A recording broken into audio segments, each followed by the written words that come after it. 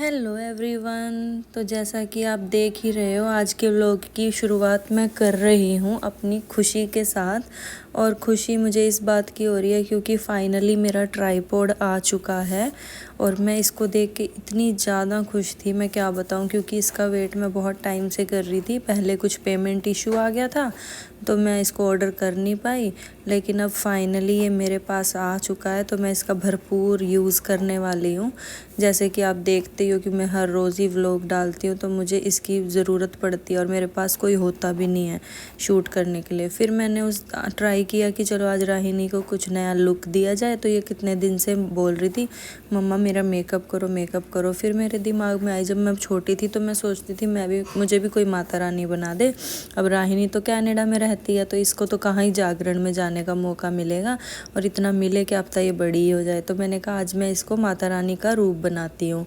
तो मैं इतनी खुश हो रही थी, इससे ज़्यादा एक्साइटेड मैं थी। और आप इसका फाइनल लुक देखो, ये इतनी प्यारी लग रही थी, इतनी प्यारी लग रही थी ना। मुझे एक टाइम के लिए तो ऐसा ही लगा जैसे मेरे घर में सच में ही देवी माँ आ गई। और ये इतने प्यारे फेस बना रही थी, इतने अच्छे पोजेस दे रही थी ना, मैं इतनी खुश हो गई कि ये कितनी प्यारी लग रही है, मेरी नज़र ना लग जाए इसको। और देखो कितनी क्यूट लग रही है चलते हुए भी।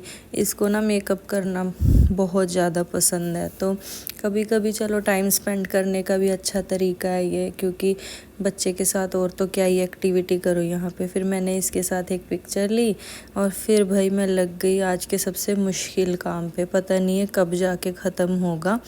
तो मैंने ना सोचा था कि मैं कुछ मिठाई बनाती हूँ। मैंने 4 लीटर दूध लिया, मानोगे आप, 4 लीटर दूध। और अपनी इस बड़ी सी कढ़ाई में 4 लीटर दूध को डाल के मैंने कढ़ाना शुरू किया खोआ निकालने के लिए। और आप मानोगे मैंने इंडिया में ये सब काम बिल्कुल भी नहीं किए, कभी भी नहीं किए। तो आप मुझे यहाँ पे करना होता तो मुझे बहुत मुश्किल होती। मैंने राहिनी की भी हेल्प ली इसमें।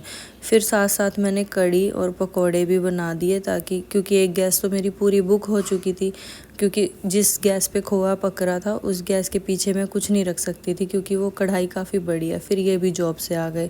फिर जॉब से आने के बाद मैं फिर दोबारा इसी पे लगी रही। देखो अभी कुछ हद तक तो बन रहा है ये। इसको अभी देखने में आप 3 मिनट में ख़त्म कर रहे हो। मेरी हालत ख़राब हो गई ये करते। मेरा फेस देखो आप, पूरा रेड हो चुका है। मेरे को ऑलमोस्ट 3 घंटे लगे हैं खोआ निकालने में।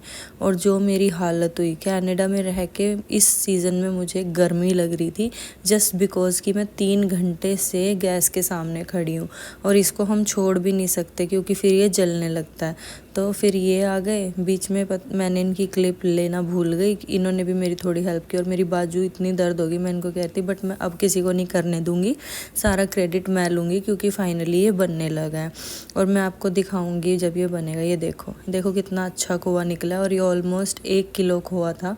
फिर मैंने इनको सर्व किया फटाफट से कड़ी चावल। मैंने रोटी नहीं बनाई, मेरे में हिम्मत नहीं हो रही थी। तो राहिनी को बहुत ज़्यादा पसंद आए कड़ी चावल। फिर मैंने वेट किया, मैंने कहा चलो इनसे भी पूछती हूँ कैसे बने हैं। और फिर इन्होंने भी अपने रिव्यूज़ अच्छे ही दिए। इन्होंने भी कहा कि बहुत अच्छी बनी है। और देखो उंगलियां चाट रहे हैं ये अपनी, थम्स अप, मतलब अच्छी लगी इनको। फिर राहिनी मुझे बीच में बोल रही थी कि मुझे पकोड़ा नहीं दिया, फिर मैंने इसे पकोड़ा भी दिया। और ये बोल रही है चैनल को लाइक करना, सब्सक्राइब करना और अगले व्लॉग का वेट करना।